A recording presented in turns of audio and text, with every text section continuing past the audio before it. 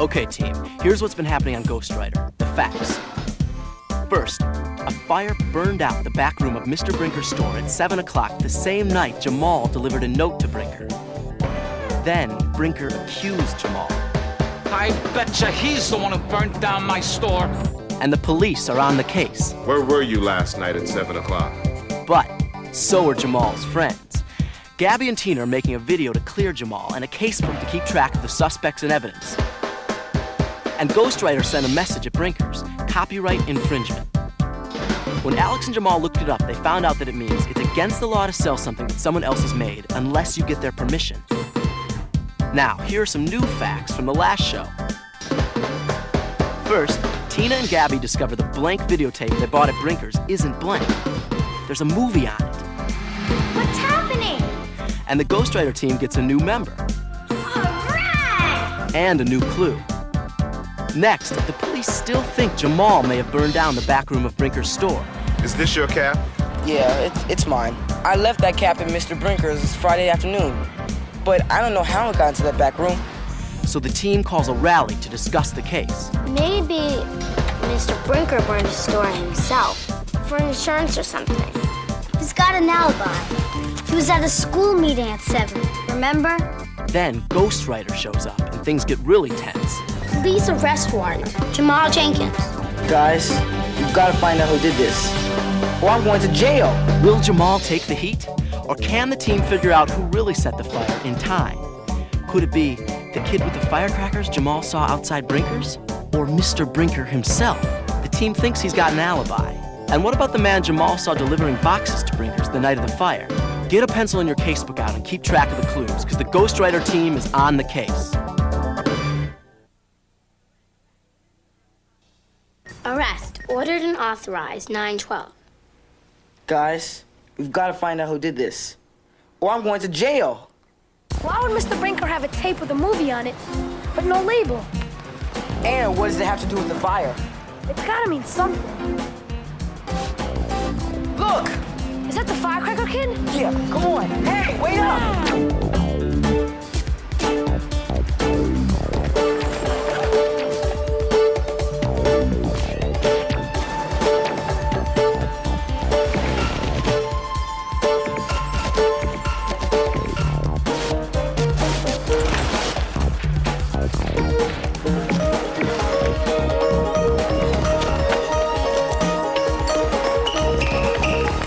Which way did he go? Look, there he is! Go that way. Hit him off.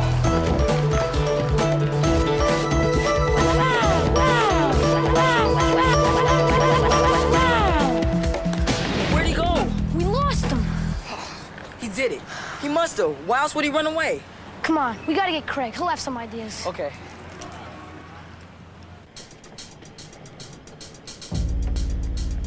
That's the truck.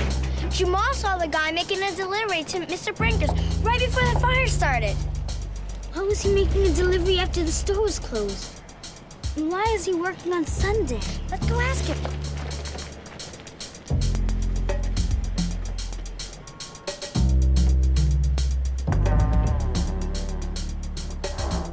Sure, Brinker's a customer. Hey, yo, shoot from over there. You want my best side, don't you? No, we want to know what Mr. Brinker buys. These. He buys videotapes. Thousands of them. Here, take some flyers. When was the last time you made a delivery? Friday night, just before his place burned. Why did you make a delivery at night? I always do. I got my own key and everything. It's kind of strange. He doesn't want me disturbing the customers. But I'll tell you ladies something that is strange. The guy owes me some serious bread. Like how much? How much? A lot. I hope you see this, Brinker, you deadbeat, because you are cut off. You don't pay me, you might find the rest of your store getting a little damaged, if you know what I mean. That videotape. It's just like the one Mr. Brinker sold me. But the one he sold you wasn't blank. It had a movie on it. What does that mean? I don't know. I think we have our culprit. Tony was at the scene of the crime when the fire started. And Brinker owes him a lot of money. I'll bet he set the fire because Brinker wouldn't pay up. I think we just finished our video. We think something illegal is going down in Brinker's. Has to do with videotapes. That was supposed to be blank, but there's a movie on it. Hey, you're the electronics expert. What do you think? I don't know. Hey, can you get me a look at Brinker's back room? That's risky. Is it important? It might be. Okay, I got an idea.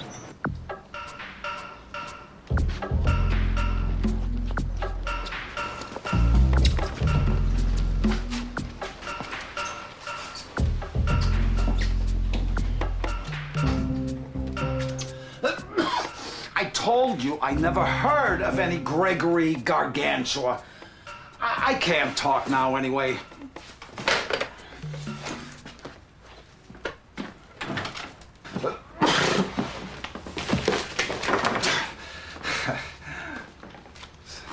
Here you go, number 243.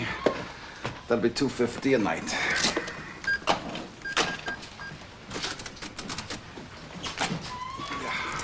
Okay, enjoy.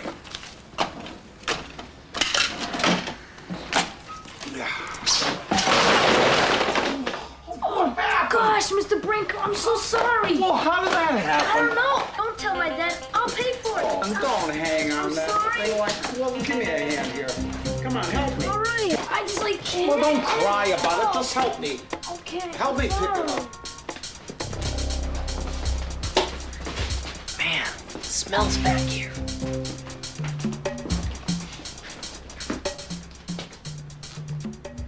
Hey, Greg. What are we looking for anyway? I'll know it when I see it.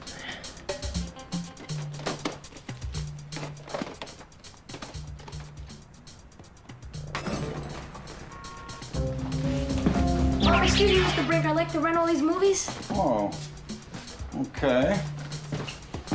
Yeah, okay. 212. 171. Yeah, 171.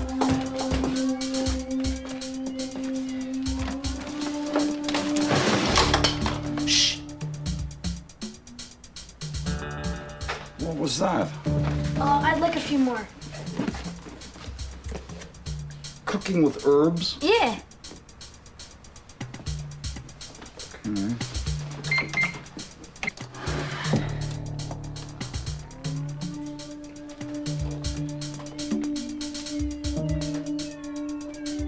Man, that cigar smells.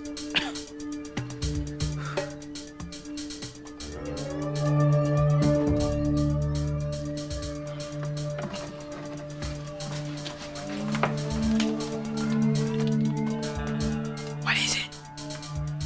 That's what I was looking for. There is somebody back What about my there. tapes? The tapes can wait.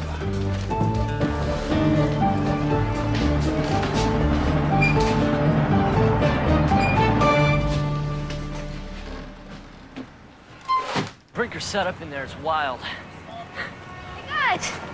You see anything? Yeah. It's kind of suspicious. How could you tell?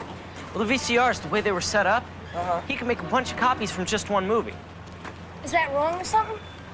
Well, if you take big-time movies and you copy them and then you sell a lot of them, yeah, it is. But we got no proof of that. We only got that one tape Tina bought. So what's that got to do with the fire? I don't know. It doesn't help me much either, does it? I don't think so. It's too early. All right, Gabby. You gotta do this before school. Okay. Help me write the script. Gotcha. What do you have so far? Who burned Mr. Brinker's store? We know, and the answer may surprise you. Let's start by setting the scene. Cool. Now, we need some words to describe the scene, the night of the crime. Why? To set the mood. We don't have the video from that night, so the words have to show what it was like. Okay, it was dark. Dark. Good. It was Friday night, and the store was closed. Yeah. And it was 7 o'clock. It was a full moon. Yeah, but how about it hadn't rained in days? The store could have been dry. So it burned faster. But it didn't burn faster. We know it burned slow. Gabby, you forgot what we were trying to do. No, I didn't. What we were trying to do again? We were trying to set the mood. Well, we did enough of that. Dark, Friday night, store closed, and 7 o'clock. Okay, so let's get to the facts. Right, where was Mr. Brinker? And when did he close up? How long did the fire burn? And what time did he...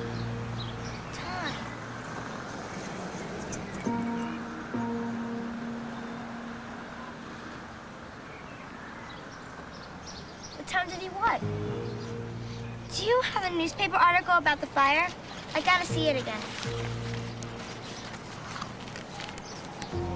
Brinker Electronics, the morning after. The fire knocked out power to the entire building. Yeah, what's up? Something strange. We gotta rally. We got school. Then we'll do it after school. Come on. Aren't you gonna shoot the opening? No.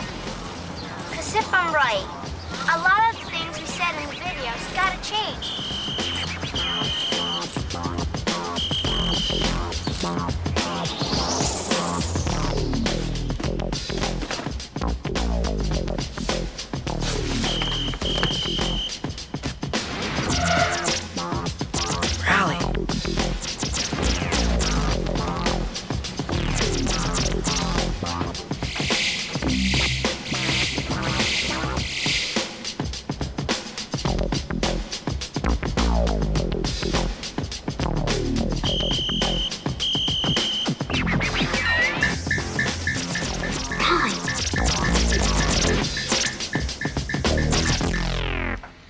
Something weird. If we're right, it changes everything. Exhibit A. I shot this before the fire. Hey, that's the FBI agent. There are 2 clocks in this shot. Mr. Brinker's and the one next door. Both say 4:20. Exhibit B. Our interview with McQuaid the morning after the fire, before the power went back on. Look at Brinker's clock. 7:05, right? Check the clock next door. Whoa, that one says 8:05. Mr. Brinker's is an hour earlier. But what does that mean? We think it means that whoever started the fire really did it at 8. Then set Mr. Brinker's clock back an hour so it looked like it started at 7. And that proves Jamal is innocent, because at 8 o'clock, he was home with his grandma. Yeah, right. Yeah. At 7 o'clock, Friday night, Mr. Milo Brinker was speaking to the Hurston Elementary School parents group about Brinker's alibi. He was at the school at 7 when everybody thought the fire started. But if the fire started at 8, Brinker's alibi, it doesn't hold up. He could have set that fire himself. Why would he set his own store on fire? Ghostwriter wrote something strange. Remember, videos are key? When Craig and I checked out Mr. Brinker's back room, Craig found out that Mr. Brinker had a system to copy video cassettes. Copy videos, copyright infringement. It was on the letter from the FBI agent. Wait. FBI? Copyright infringement. Copying videos. We've all seen it. Hundreds of times. Hand me one of those tapes over there, Tina. Every movie you buy or rent has something like this. Federal law prohibits the duplication of copyrighted videos. That's it, copyright infringement. What does that mean? Suppose I write a song. It's my song and only I can sell it. If somebody else sells it, it's like stealing. So if Mr. Brinker made copies of movies and sold them, it's like stealing from the movie makers. Here's proof. Mr. Brinker sold me one by mistake. I'll bet he burned the store to destroy the evidence. We got him. All right. Hold it. No, we don't. Say what? Mr. Brinker burned all the evidence. All we have is one lousy little tape from Tina. That's not enough. But Mr. Brinker brought thousands of tapes. There's gotta be proof of that. Yeah, but where?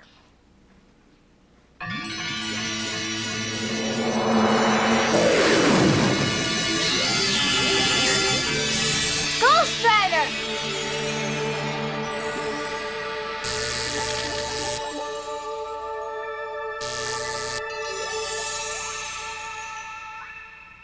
Receipts? No way. Mr. Brinker's records burned up in the fire. What receipts? Man,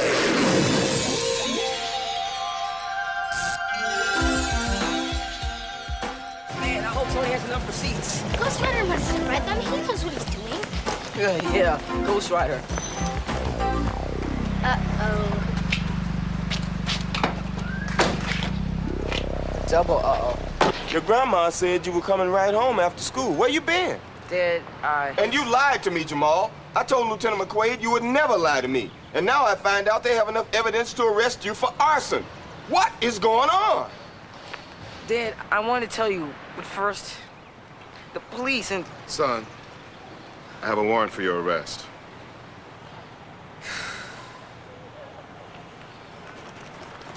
Lieutenant McQuaid, this is the note you've been looking for. I was the one who dropped that note on Friday nights. But don't jump to any conclusions. We have assembled all the facts, and we know who really set that fire.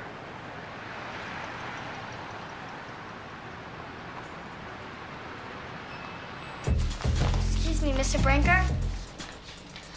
When I bought this videotape, you said it was new, but there's a movie on it. So? Somebody made a mistake. Or somebody made a copy of a movie. Do you do that here, Mr. Brinker? What? Hey, where do you think you're going? Hey, you guys get out of here, or I'm calling the police. Got a receipt from Tony's Central Park Video. It says that you bought 200 blind videotapes. What do you do with all those tapes, Mr. Brinker? Make copies of more movies, huh? 200 blank tapes. So what? I copy home movies for people? You gotta do better than that. Oh, we will. Mr. Brinker, we have proof that you've bought over 5,000 blank video cassettes. That's a lot of home movies.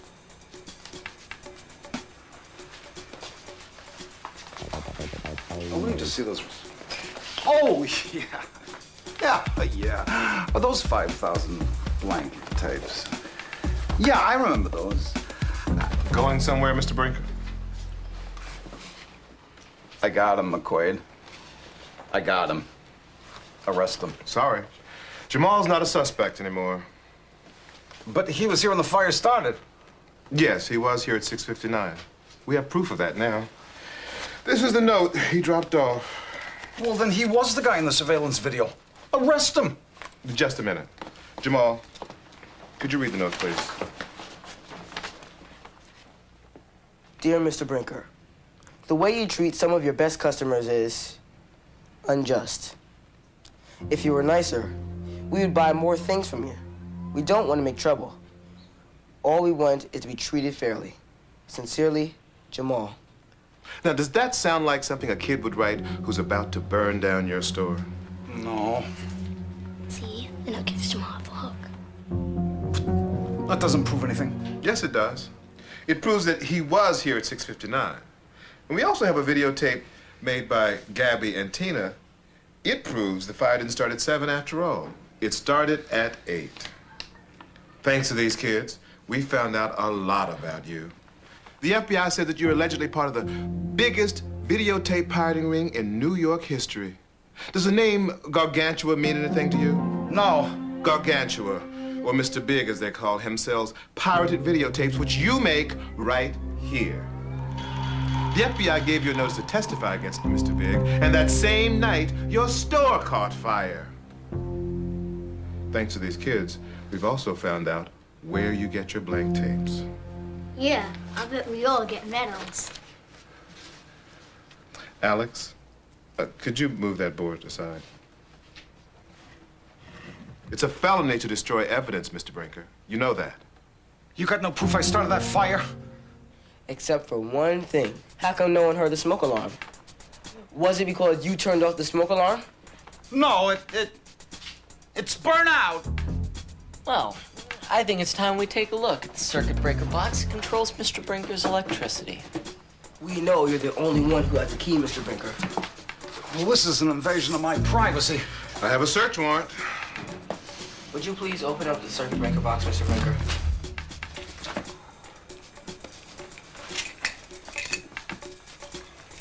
Okay, now, if the switch is on, then yeah, the alarm is burned out. But if it's off, that means he turned it off.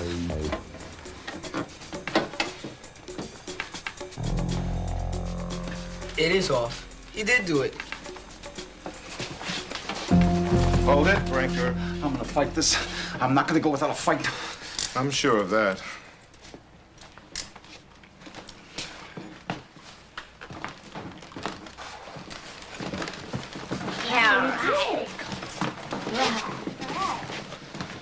Hey, Dad. See that? Yeah, I saw it all. You're a regular Dick Tracy. Jamal, you and your friends did some really good detective work. But I want you to know that what Brinker did, destroying evidence, it's a crime. But withholding evidence is also wrong. Yes, sir. I see that now. I'll be in touch, Mr. Jenkins. Thanks, Lieutenant. Well, this is a tough one. I'm proud of what you and your friends did. But I can't forget you weren't honest with me. Yeah, I know. Sorry, Dad. I think we need to have a family meeting to talk about this. Yes, sir. Of course, we'll have time for that now, since you won't be going to jail.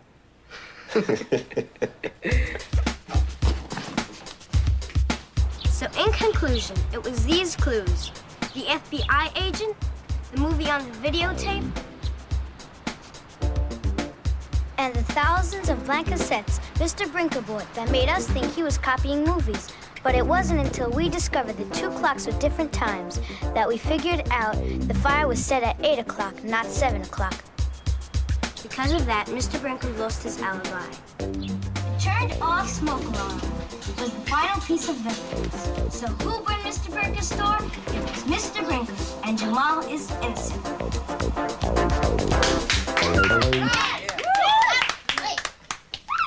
That was great, guys. Thanks, you guys. Got That enough was to great, you guys. And now it's time for some sweet, creamy, lemony, delicious... The cake! The cake! The cake! Oh. My dad made this to celebrate Jamal's being cleared. You guys, I got something to say.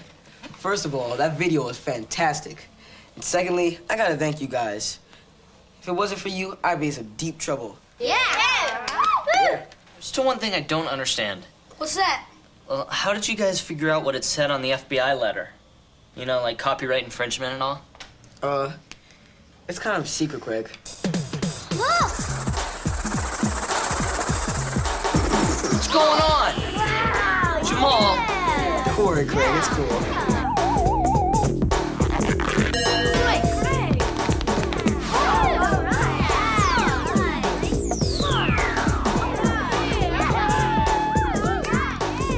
What's it mean? It means that you're on the team, and the adventure's just beginning.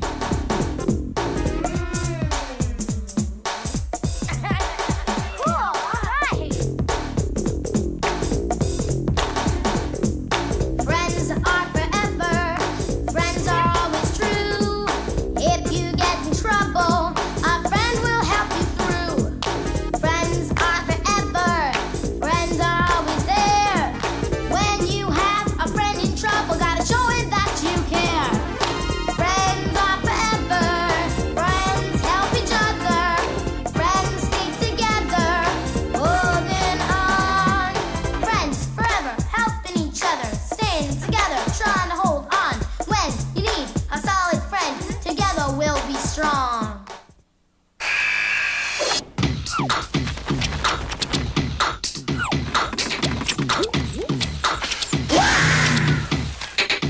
Exercise your head.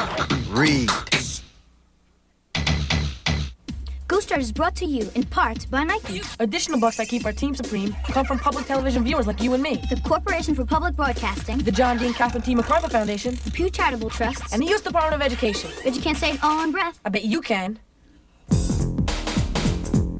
Friends are forever. Let's show what we can do. See a friend in trouble and help him make it through. Friends are forever. We're choosing right from wrong. With our friends beside us, we'll keep each other strong. Friends are forever. Friends help each other. Friends stick together. Holding on. You gotta have friends.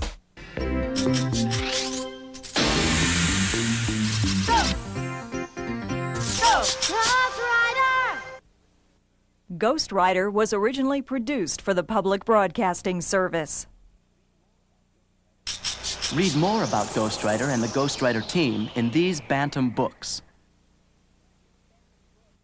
To purchase Bantam books, video cassettes, or a teacher's guide for programs in this series, contact GPN, P.O. Box 80669, Lincoln, Nebraska, 68501, or call 1-800-228-4630.